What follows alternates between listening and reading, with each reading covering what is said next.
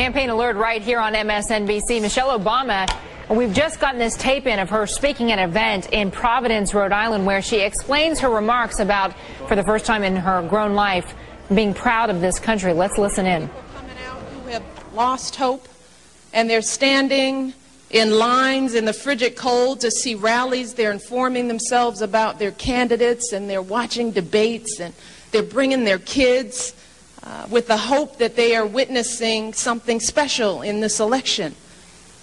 And I've had a front row seat to all that, sitting right there. So let me tell you something, I am proud. I'm proud of this country, and I'm proud of the fact that people are ready to roll up their sleeves and do something phenomenal.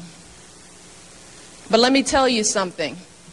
I know I wouldn't be here, standing here. Barack and I, our stories wouldn't be possible if it weren't for a fundamental belief and pride in this country and what it stands for.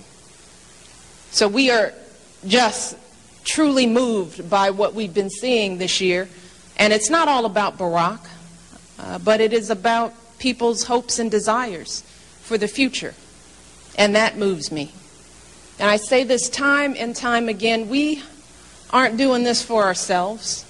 You know, this is not about us. This is about the future. It's about children.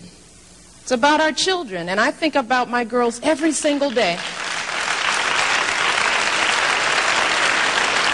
When I'm out here on the campaign trail, everywhere I go, I am thinking about them, about their day-to-day concerns, their cares. Are they happy? Am I a good parent?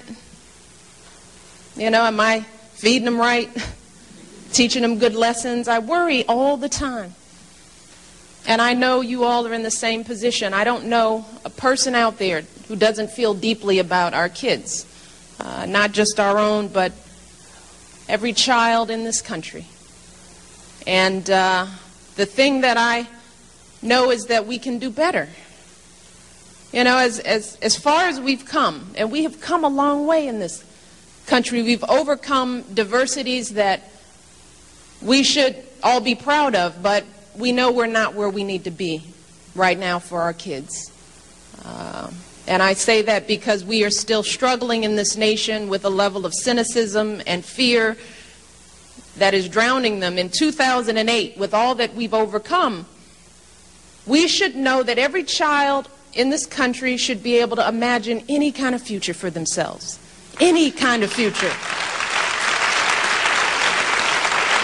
And they should know that they're going to have the love and support and resources of this entire nation behind them every step of the way. That's what I want for my girls. I want for every child. That's what drives me and Barack in this process, in terms of the shifting and moving bar.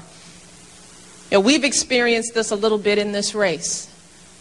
You know, the bar is set, you reach it, sometimes you surpass it, and then the bar is moved. When we first started, Barack was not supposed to have a chance at all.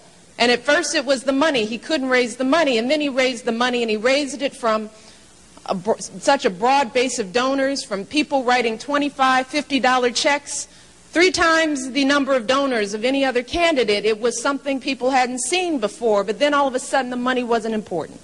It was the organization, and they said Barack couldn't build the kind of organization, not in a year, not to compete with people who have been running forever, until, well, at least longer than he has been running. But then he built it, and he built this phenomenal organization, this grassroots effort that has impacted the early states like Iowa, New Hampshire, South Carolina, Nevada. People all around it said they hadn't seen such a grassroots movement that had touched so many and engaged thousands and thousands of volunteers, people who had been disenchanted with the process. So he built it in less than a year, and then that wasn't important. All of a sudden it was the Iowa caucuses. That was what was important, because Iowa was different. It was a caucus, and it was going to determine the strength of the campaign, because with a caucus you have to get to know the candidates on the ground. You spend lots of time, and we spent a lot of time in Iowa. I know Iowa like I know my kitchen at home.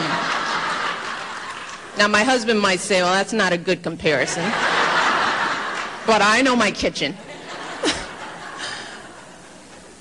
So we went into Iowa and we sat in living rooms and we talked to folks, and the more they got to know Barack and his message and understand the differences, what happened in Iowa, he won by a huge margin. And there's Michelle Obama in Providence, Rhode Island, this tape just feeding into us here at MSNBC. And we heard her clarifying her remarks of a couple days ago when she said, for the first time, I'm proud of my country. She said that she has always, just in this news conference here with these people, with the Rhode Island women, she says she's always been proud of her country, but for the first time, that includes its political process.